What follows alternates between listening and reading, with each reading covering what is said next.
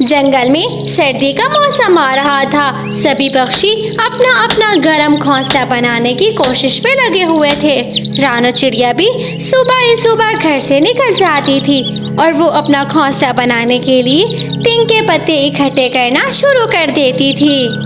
मिट्ठू तोते ने अपना घोंसला मुकम्मल कर लिया था और वो रानो के पास आता है। चिड़िया चिड़िया, तुम्हारा घोंसला अभी तक नहीं बन पाया? तोते भैया, मेरी छोटी सी चोंच में थोड़े से ही तिनके आते हैं, इसलिए मुझे ज्यादा समय लग रहा है घोंसला बनाने में। चिड़िया, तुम तिनके कहाँ से इकट्ठे करती हो?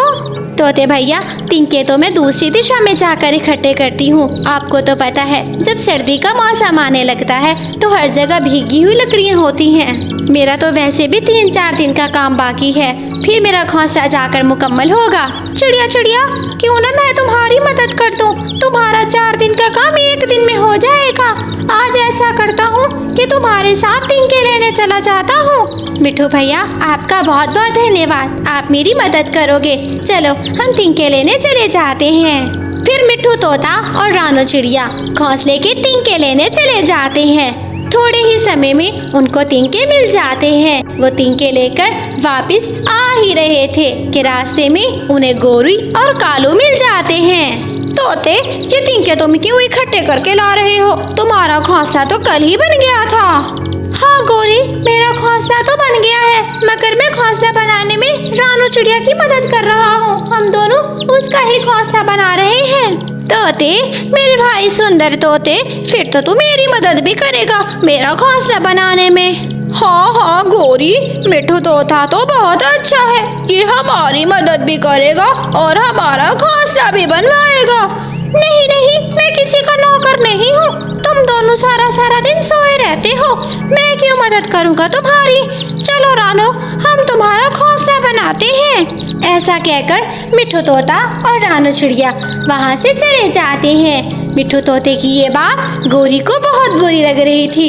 कालू पति जी, मैं इस मोटी चोंच वाले तोते से इस बात का बदला जरूर लूंगी। हाँ हाँ गोरी, ले लेना बदला भी ऐसा लेना कि दोनों को ठंड में मारना। कालू, क्या ऐसा हो सकता है कि ये जो घोंसला बना रहे हैं वो घोंसला हम ले लें और ये दोनों ठंड में ही मर जाएं? हाँ, घोंसला बनाने दो, फिर आगे की उपाय मैं बताऊंगा तुम्हें। इसी तरह 2 दिन बीत जाते हैं। रानो चिड़िया अपना गर्म घोंसला मिट्ठू तोते की मदद से बना लेती है। सर्दी का मौसम अब आने ही वाला है। ये तो बहुत अच्छा हुआ कि मैंने अपना घोंसला वक्त पर बना लिया है। अब सर्दियाँ मेरी बहुत अच्छी गुजर जाएंगी। इसी तरह ठंड बढ़ने लगती है, बर्फ गिरने लगती है। बर्फ में गोरी और कालू तो जमे जा रहे थे। कालू पति जी, तुम्हें अपना वादा याद है ना? गोरी, कौन सा वादा? ठंड में तो मेरा दिमाग जमने लग गया है। कालू, हमने घोंसला चुराना था रानो चिड़िया का, कब चुराएंगे हम घोंसला? गोरी, घोंसला चुराना भी कोई बड़ी बात है क्या? चलो अभी चलते हैं, उसका घोंसला चुरा कर लाते हैं।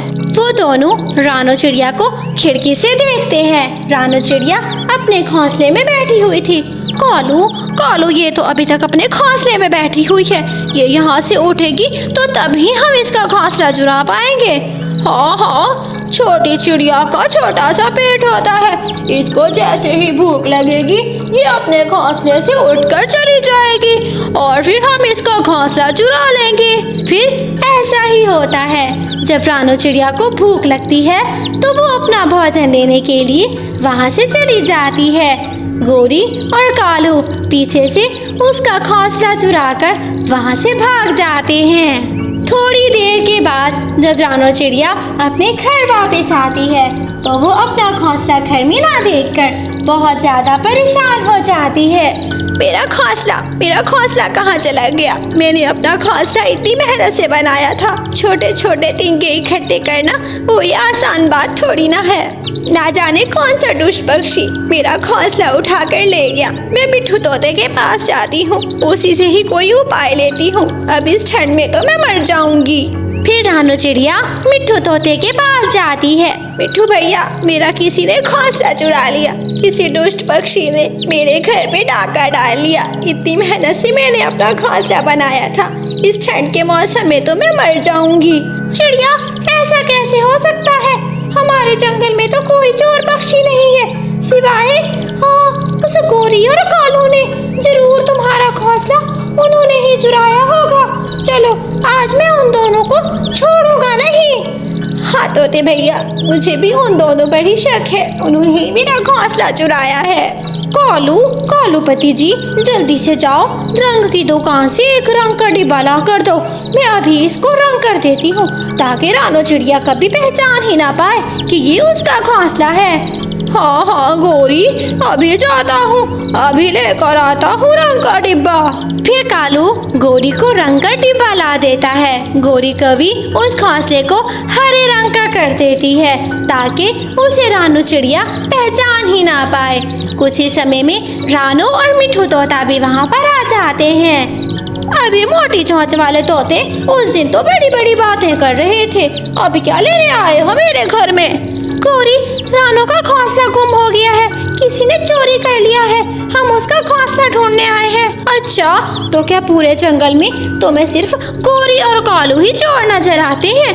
बाकी तो सभी दूध के धुले हैं ना? ऐसी बात नहीं है, जंगल में अगर कभी भी चोरी हुई है तो चोरी आप दोनों ने ही की है, इसीलिए शक तो आप दोनों पर ही बनेगा ना। अच्छा, तो अपना शक पूरा कर लो। मेरे पास यही घोंसला है जो कि मैंने पूरे 100 दाने देकर खरीदा है और 4 दानों से इस पर रंग करवाया है। विदेशी जंगल से मेरा घोंसला स्पेशल बन के आया है। क्यों कालू? गौरी, आपस की बात है, कल तक तुम्हारे पास ना दाने थे और ना ही पैसे, अब तुम्हारे पास ये घोंसला कहाँ से आ गया? अबे गंदी मोटी चोंच वाले तोते, तू ऐसे ही मेरी नियत पर शक करता रहेगा। अगर तुमने और कुछ ज्यादा बोला तो एक चोंच मारोगे तुम्हारे पंखों पर और तुम्हारे सर पर। गौरी बहन, मैं अपने घोंसले की वजह से बहुत परेशान हूँ, मुझे सच सच बता दो कि मेरा घोंसला कहाँ पर है? तुम्हारा घोंसला? चिड़िया, तुम्हारा घोंसला तो कोई लगता है उल्लू चोर ले गया होगा। जाओ जाओ, उल्लू चोर के पास जाओ। ये बातें कर कर गौरी रानू और मिट्ठू तोते को अपने घर से भगा देती है। वो जा रहे थे कि रास्ते में उन्हें बुलबुल मिल जाती है। क्या हुआ रानू, तुम इतनी ज्यादा परेशान क्यों लग रही हो? बुलबुल बहन, मेरा किसी ने घोंसला चोरी कर लिया है। अब इतनी ठंड में बिना घोंसले के मैं तो मर जाऊंगी। एक एक तिनका करके बहुत मुश्किलों से मैंने अपना घोंसला बनाया था। अरे, तो इस जंगल में कौन चोरी कर सकता है सिवाय उन कौवों के? उन कौवों के घर में जाकर देखो, तुम्हारा घोंसला जरूर उन्हीं के घर में होगा। नहीं नहीं, उनके पास उनका अपना घोंसला है जो कि उन्होंने विदेशी जंगल से स्पेशल बनवाया है। हरे रंग का घोंसला और फिर 100 दाने उन्होंने दिए हैं घोंसले के। ऐसा बिल्कुल भी नहीं है, उनकी चोरी तो यहीं से पकड़ी गई है। घोंसला उन्होंने रानू का चोरी किया है और 4 दाने देकर मेरे से रंग का डिब्बा खरीदा है, उस पर रंग कर दिया है उन्होंने। अच्छा, तो ऐसी बात है, अब समझा हूँ कि पैसे से कौन सी टेक्नोलॉजी लगाई है इन कौवों ने।